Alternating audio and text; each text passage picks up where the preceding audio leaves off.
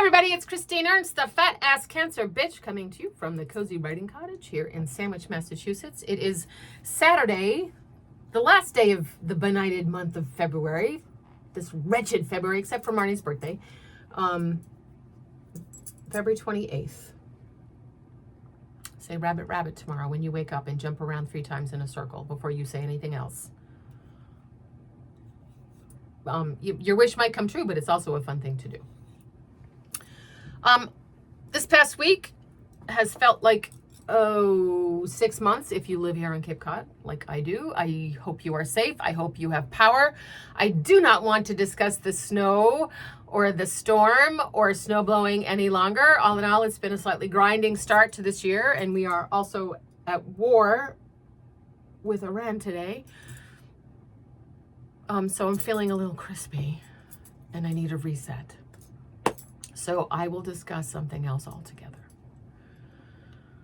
For instance, meteorological spring starts tomorrow, which is excellent news. Unlike astronomical spring, which starts on the vernal equinox on March 21st, which I've been calling by mistake astrological spring, whatever that is, unless you're a Pisces or an Aries or a Taurus. Meteorological spring starts tomorrow. The bad news is that March is indeed coming in like a fucking lion, with some snow showers tomorrow and a high of just 24 on Monday.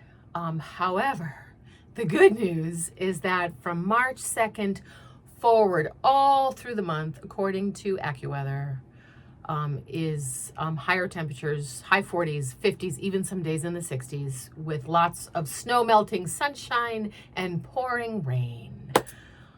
Oh, that will be so lovely to see the grass again and see the crocuses come up. This is fortuitous, as March 2nd is the first of 6 significant dates for me this year. 2026 is kind of a huge year for me. It will see my 60th birthday in July. Also my 15th wedding anniversary, also in July. 2026 will see the 20th anniversary of my getting to be the Fat Ass Cancer Bitch, and the 15th annual Fat Ass Cancer Bitch show in the FACB franchise this fall. And December will bring us the 20th anniversary of my biting Michael's shoulder at that party, which is how this all started. Now, none of these very personal milestones are possible without the thing that happened on March 2nd, 25 years ago. So on a rainy day at Falmouth Hospital on March 2nd, 2001, I was diagnosed with breast cancer at the age of 34. No history in my family, healthy lifestyle. This just blindsided me. This is something that upended, then obliterated, and then completely reinvented my life. I was a newly divorced single mom. It was pouring. I don't remember what I wore except for a pair of big, tall, black platform boots that made me feel very powerful because I needed to feel powerful on that day.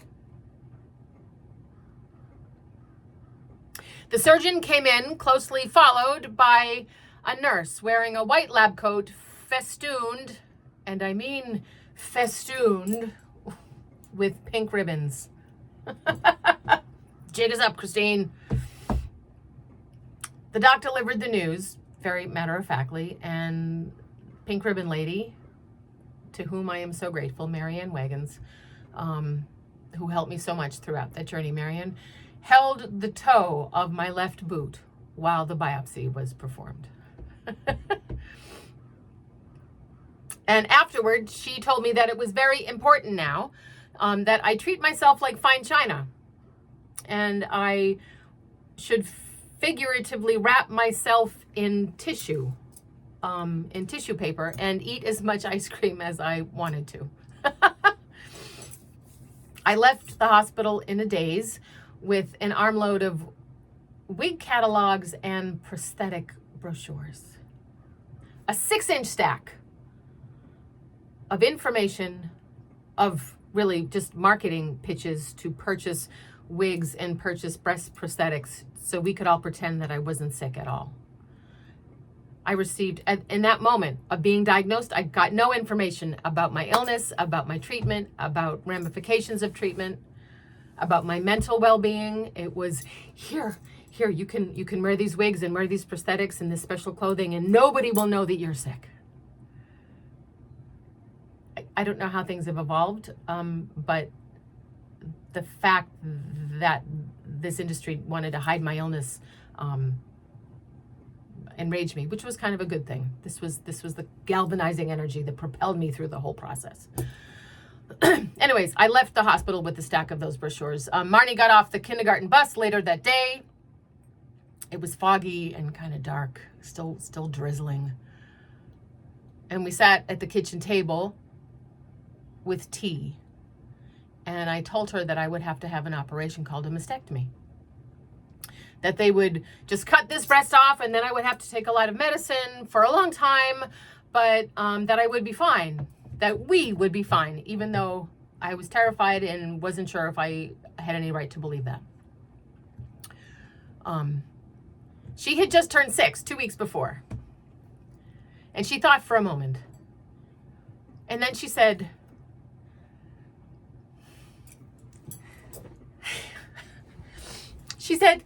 "That's okay, Mommy. I finished nursing a long time ago."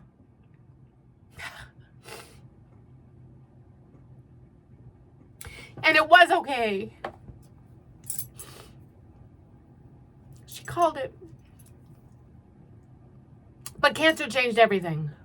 And if I hadn't gotten cancer, I would not have started writing seriously. I had not given myself permission to that point to write, because I was waiting for something important to happen in order to have a big enough story to put on a page, which is very fucked up because your story is important. It's important now. It has always been important.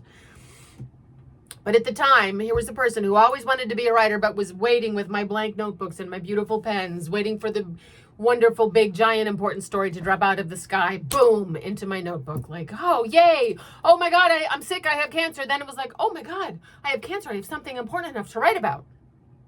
Except I was writing about my regular life just with cancer. Hot tip. Do not wait to get cancer before you start to tell your story.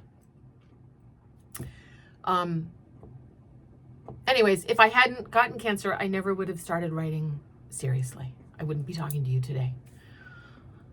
I would not have written the play that my beautiful friend Diane came to see and wanted to talk about after. Diane, who became part of our family, who introduced me to her boss, Michael, whose shoulder I would bite at that Christmas caroling party a few years later, who moved in 6 months after that. Julia would never have been born if I hadn't gotten cancer, become a writer, met Diane through the play, met Michael through Diane, bitten his shoulder, moved him in, gotten pregnant, and had Julia. If I had not gotten cancer in 2001, I could not have been called a fat-ass cancer bitch in 2006, which became the organizing principle of my work and performing life, as well as the best icebreaker ever. Thank you. Thank you. You know who you are, and I love you. And for the record, I totally was a fat-ass cancer bitch in 2006. So I did not treat myself like fine china, more like that tough buffalo ironstone you get in a diner. Thick and chip resistant. The kind of stuff that holds the heat well, one of those heavy mugs. I did eat all the ice cream I wanted. I kept those big black platform boots as a memento.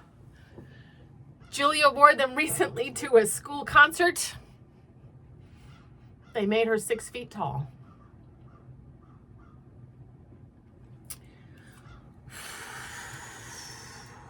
So what was the day that totally fucked up and reassembled your life for you? You have one, I know you do. Huh. All right, folks, wrap yourself in tissue if you need to. That's always an option. Go eat as much ice cream as you want to, please. Always good advice.